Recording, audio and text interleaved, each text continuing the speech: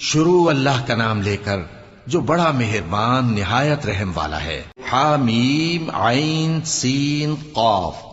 اللہ غالب و دانا اسی طرح تمہاری طرف ہدایات بھیجتا ہے جس طرح تم سے پہلے لوگوں کی طرف وہی بھیجتا رہا ہے۔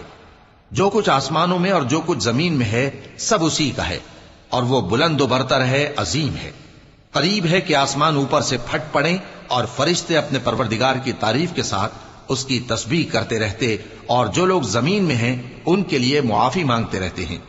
سن رکھو کہ اللہ بخشنے والا مہربان ہے۔ اور جن لوگوں نے اس کے سوا کارساز بنا رکھے ہیں اللہ ان پر نگراں ہے اور تم ان پر داروغہ نہیں ہو۔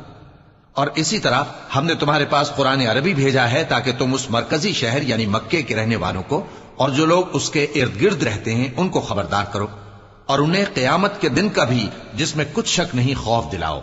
اس روز ایک فریق بہشت میں جائے گا اور ایک فریق دوزخ میں، اور اگر اللہ چاہتا تو ان کو یعنی تمام انسانوں کو ایک ہی جماعت کر دیتا، لیکن وہ جس کو چاہتا ہے اپنی رحمت میں داخل کر لیتا ہے، اور ظالموں کا نہ کوئی یار ہوگا اور نہ کوئی مددگار۔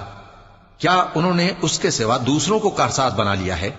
سو کارساز تو اللہ ہی ہے، اور وہی مردوں کو زندہ کرے گا اور وہ ہر چیز پر قدرت رکھتا ہے۔